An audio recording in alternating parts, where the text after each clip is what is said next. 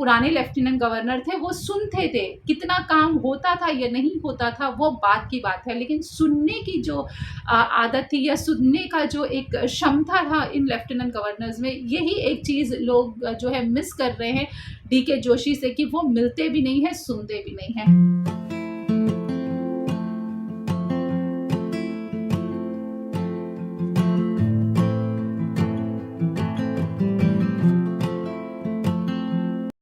नमस्कार, मैं हूँ रज़िया बेगम। हमारे दीप समूह में कल एक हंगामा होने वाला है। वो हंगामा कितने ज़ोर का होता है ये तो कल ही पता चलेगा, क्योंकि कल 8 अक्टूबर है और 8 अक्टूबर को हमारे जो दीपों के मेंबर ऑफ पार्लियामेंट है उन्होंने जो है एक अंडमान बंद का जो है आयोजन किया है, या उनके उसके लिए जो है उस सपोर्ट जनता से, आम जनता से मांगी गई है और लोगों को कहा गया है कि आप बढ़ चढ़ कर आइए और इस बंद में समर्थन दीजिए।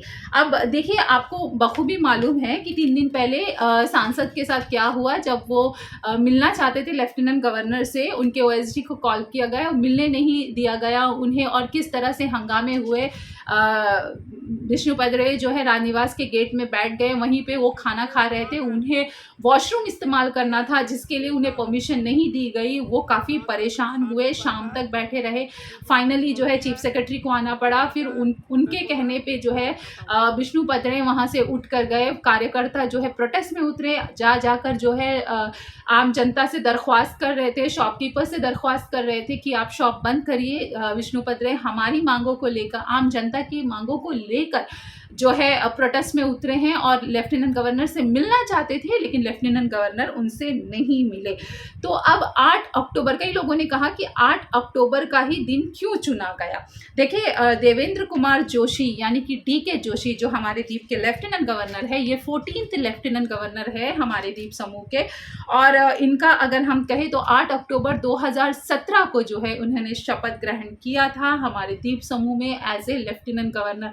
तो कल यानी कि कल 8 अक्टूबर 2024 को 7 साल ख़त्म हो जाएंगे डीके जोशी जो हमारे करंट लेफ्टिनेंट गवर्नर हैं उनका, और 8वां साल शुरू होने वाला है। और एक बात बता दूं कि ये सबसे ज़्यादा टेन्योर काटने वाले लेफ्टिनेंट गवर्नर हैं हमारे द्वीप समूह के। इनसे कम जो है भूपेंद्र सिंह जो फॉर्मर लेफ्टिनेंट गवर्नर है, 29 दिसंबर 2006 से 30 जून 2013 यानी 6.5 ईयर्स का टेन्योर उन्होंने काटा है। और डीके जोशी जो लेफ्टिनेंट गवर्नर है हमारे करंट, उनका जो है सबसे ज़्यादा यानी कि 7 साल हो गया है। कल 8वां साल शुरू होने वाला है। तो बीजेपी के कार्यकर्ताओं में नाराज़गी है, और जिस तरह से व्हाट्सएप में काफ़ी ज़्यादा सर्कुलेट किया जा रहा है, लोगों को जुड़ने के लिए आमंत्रित किया जा रहा है, बोला जा रहा है, लेकिन कहीं ना कहीं बीजेपी में जो है क्लैश है। आप सभी जानते हैं सोशल मीडिया में हर तरह की बातें चल रही है। बीजेपी के प्रोटेस्ट में जब लास्ट टाइम जब विष्णुपद रे जो राजनिवास के सामने बैठे थे, तो हमने भी कहीं नहीं देखा, जिसकी बात जो है सीपीएम के लोगों ने भी की, कई और पार्टी के लोगों ने भी इस बात को कहा है कि उन्हीं के जो बीजेपी के ही बड़े बड़े कार्यकर्ता है वो इसमें जो है शामिल नहीं हो रहे हैं। उनका समर्थन जो विष्णुपद रे जो मेंबर ऑफ पार्लियामेंट है उनको नहीं दिया जा रहा, उनको नहीं मिल रहा है। और विष्णुपद रे जो है प्रोटेस्ट के वक्त उनकी नाराज़गी इसी बात को लेकर थी कि वो लेफ्टिनेंट गवर्नर से मिलना चाह रहे थे, उन्हें मिलने नहीं दिया जा रहा। और इसी बात से, इसी चीज़ को लेकर सांसद जो है नाराज़ थे, प्रोटेस्ट में बैठे थे। लेकिन शाम होते होते वो प्रोटेस्ट जो है फिर अब अंडमान बंद का रूप लेने लगा। अब 8 अक्टूबर को अंडमान बंद का ऐलान किया गया है। आम जनता, अगर हम कहें तो आम जनता के मुद्दे कई सारे हैं। पहले ये बात नहीं उठ रही थी, लेकिन अब ऑफ कोर्स उठ रही है सोशल मीडिया में कि कई सारे मुद्दे हैं जिसको लेकर कल बंद किया जाएगा। लेकिन क्या शुरुआत इसी से हुई थी कि अंडमान बंद इसलिए हो रहा है कि यहाँ पे रोड नहीं है, बिजली की समस्या है, पानी की समस्या है, क्या इसी को लेकर एनएच ठीक नहीं है, टूरिज्म बहुत ही खस्ता हाल में है, क्या इसी को लेकर ये बंद का ऐलान हुआ था? जी नहीं। बंद का ऐलान हुआ था कि एमपी साहब को मिलने नहीं दिया गया, और उसके बाद अब जो है ये बंद जो है इन सारे जो इश्यूज है इसमें कन्वर्ट हो गया, इसे भी लेकर अब हो रहा है। तो सीपी घाट में एक इंसिडेंट हुआ था, एमपी साहब गए थे, वहाँ के हालात देखे, रोड खराब है, इलेक्ट्रिसिटी नहीं है, पानी की किल्लत है, लोगों को वहाँ पे परेशानियां हो रही थी। इन्हीं चीज़ों को लेकर एलजी साहब से मिलना चाहते थे, लेकिन एलजी साहब नहीं मिले और प्रोटेस्ट हुआ, और अब जो है अंडमान बंद का ऐलान किया गया है। हमारे द्वीप समूह में बीजेपी की सरकार है सेंट्रल में, एमपी भी बीजेपी के है। ऐसा पहले कहा जाता था कि जब कांग्रेस के मेंबर ऑफ पार्लियामेंट थे तब कहा जा रहा था कि एमपी साहब से कुछ नहीं हो रहा है। तब कई लोगों का ये भी कहना था कि सेंट्रल में सरकार उनकी नहीं है, लेकिन अब इस बार देखिए क्या हो रहा है। इस बार तो सरकार भी बीजेपी की है, सांसद भी बीजेपी के हैं, और लेफ्टिनेंट गवर्नर भी जो है बीजेपी द्वारा चुना गया, वहां से भेजा गया 2017 से आए हुए लेफ्टिनेंट गवर्नर है, जो कि बीजेपी के टेन्योर के वक्त ही आए हैं। तो कहीं ना कहीं तीनों एक ही पार्टी के होने के बावजूद भी कोई सुनने के लिए तैयार नहीं है। और विष्णु पदरे का अगर हम कहें तो उनका 4th टर्म है। अब जिस तरह से उनका जो है पॉलिटिक्स चल रहा है, ये कुछ समझ में नहीं आ रहा है, क्योंकि 3 बार सांसद रह चुके हैं, कभी उन्होंने किसी रिलीजन को लेके बात नहीं की, और आज जो है उनका पूरा बर्ताव अलग है।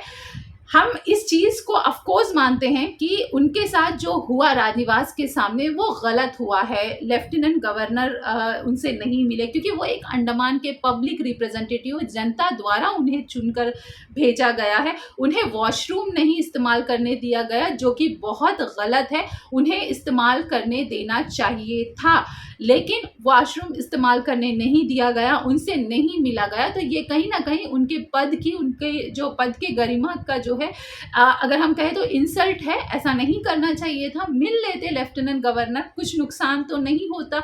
देखिए, हमसे हमारे प्रोफेशन के थ्रू हर किसी के जो है, हर किसी का जो भी काम होता है उस से कनेक्टेड लोग जो है, कई लोग आपको अप्रोच करते हैं कई चीज़ों को लेके।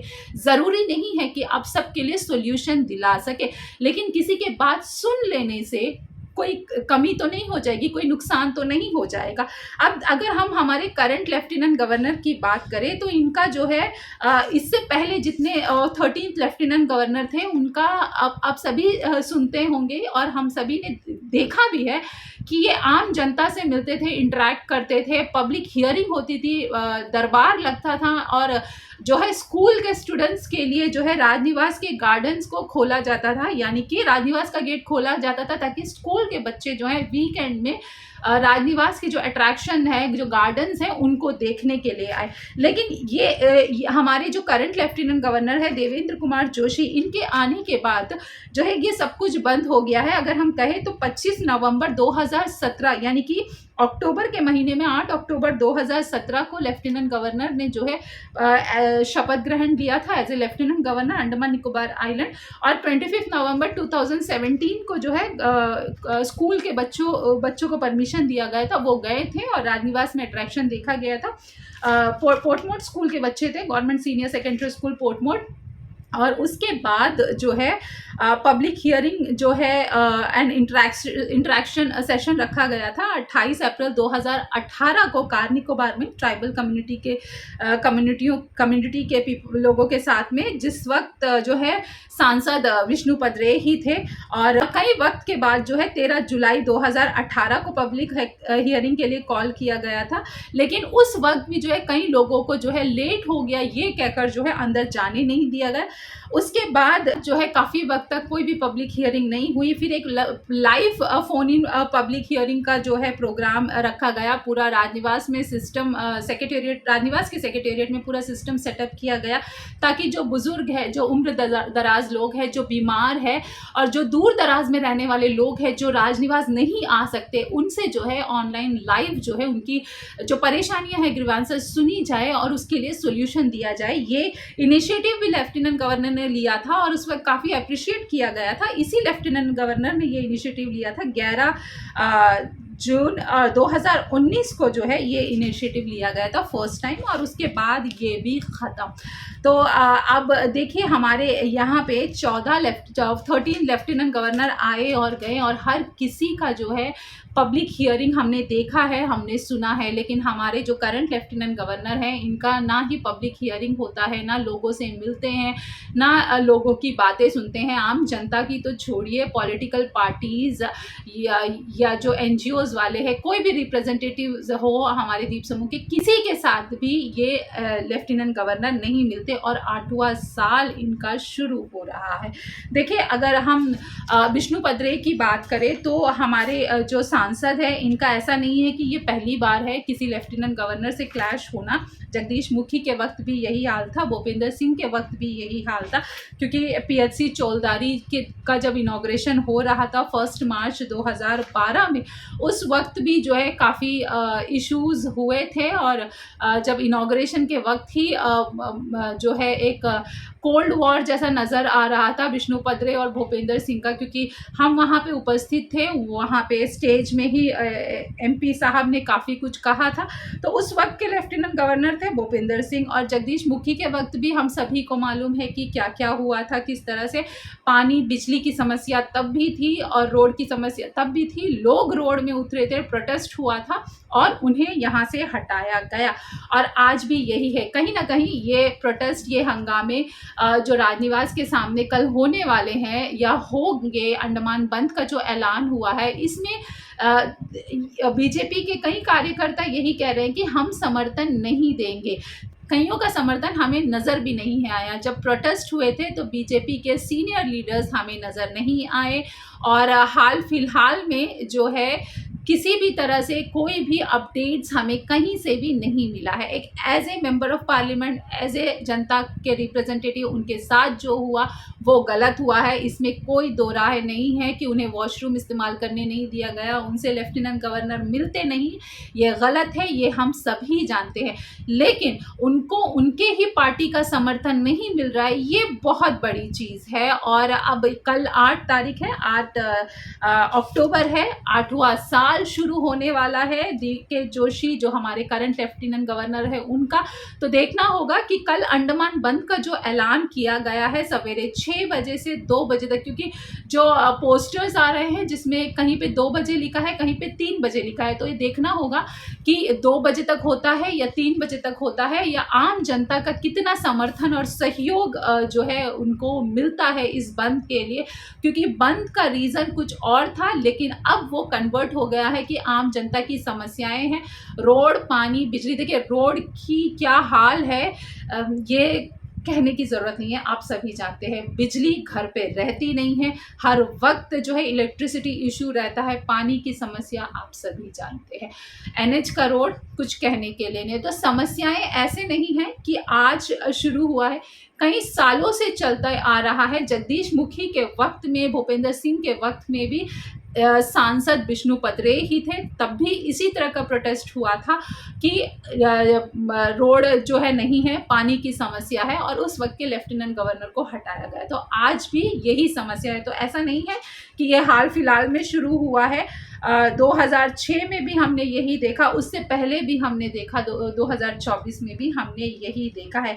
और कई लेफ्टिनेंट गवर्नर है, देखिए हमारे द्वीप समूह में जो सर्व करके जा चुके हैं। वक्कम पुरुषोत्तम, ऑफकोर्स आप सभी जानते हैं कि गांधी पार्क का पूरा क्रेडिट जो है उनको जाता है, कि उनके बदौलत जो है गांधी पार्क जो है बना है, और उन्हीं की इनिशिएटिव है ये।